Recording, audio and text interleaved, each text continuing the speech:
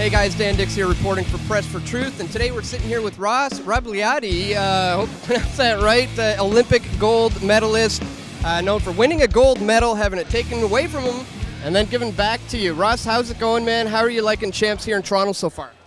Well, Champs has been great so far. The reception's been awesome.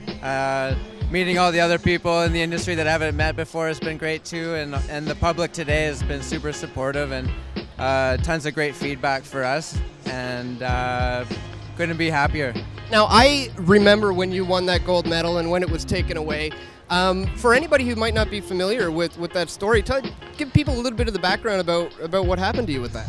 Sure, yeah. In '98, I went to Nagano, Japan to compete for Canada in the giant slalom for snowboarding. And I was successful and was able to win the gold medal. I ended up testing positive the next day for cannabis in my urine sample that I gave them the day before after I won.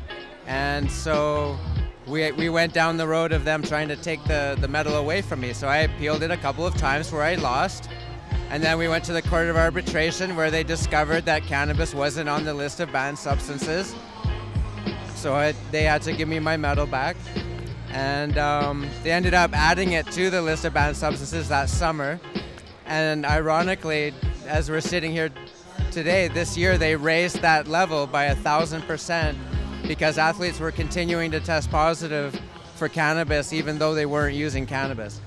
And so that whole thing is still ongoing, but I think they're getting the idea now that cannabis is becoming more culturally accepted and that they have to make allowances for athletes who have more exposure to it than others.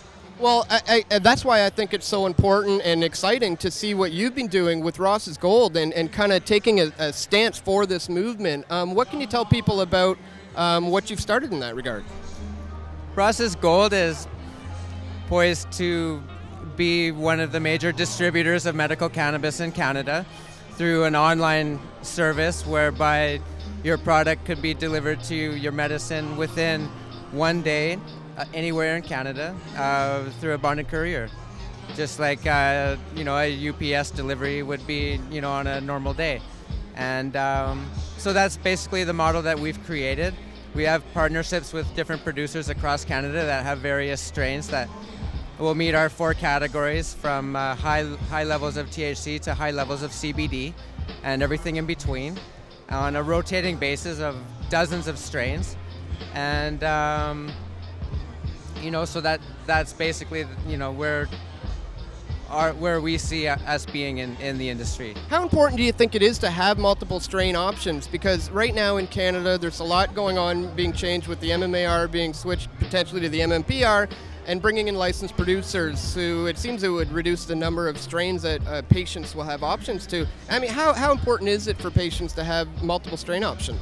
Multiple strain options are the key to keeping the medicine effective, basically, so that no particular patient can build up a tolerance high, so high that they won't be receiving the medicinal benefits that they need by not having enough strains. So what we plan on having are enough strains so that you can continue to receive the same dose without upping your dose and still getting the benefits medicinally, so that you don't have to consume more cannabis to get the same effect. Speaking of how much is consumed, I remember hearing back at the time when it happened that the actual amount that was found in your system was very, very, very minuscule. Is that correct? That is. I don't actually remember the numbers. Nanograms, I think, were part of it. And I remember them comparing it to a commercial airline pilot was allowed to have like 100 times more in their system and they're not allowed to have it in their system. So, but at the time, that was just the measurement. I didn't go over it.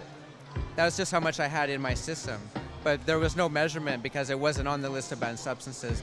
So they didn't have an allowable amount listed. That would just happen to be what happened to be. And so, of course, the argument from my critics were that that was a convenient story. And the doctors actually, some medical professionals in Canada actually processed the numbers, and and found out, yeah, I mean, if he would have had one puff, from a joint, it would have been 100 times higher. Well, the good news is, like you said, people are coming around, and the good news about the whole story is, I mean, you still got your gold medals. So, again, it's good news for the movement. It's great that it came around to that. Where can people go to learn more about what you guys are setting up? People can go to rossgold.com. At this point in time, we're among others in the industry. I think we represent the majority of the industry who's looking at being licensed, and we've got producers that are on their way to, getting to the goal. So we're going to be taking patients and basically putting them on waiting lists, and once we get going, we'll be off to the races. I think this is what it takes, is people like yourself, Olympic gold medalists, to step up to the plate and say, look, this is a legitimate medicine, and we're here to do something good for the people. So on behalf of Canadians, man, thank you very much for what you're doing, and keep up the great work. Appreciate it. It's an honor to be in on the ground floor.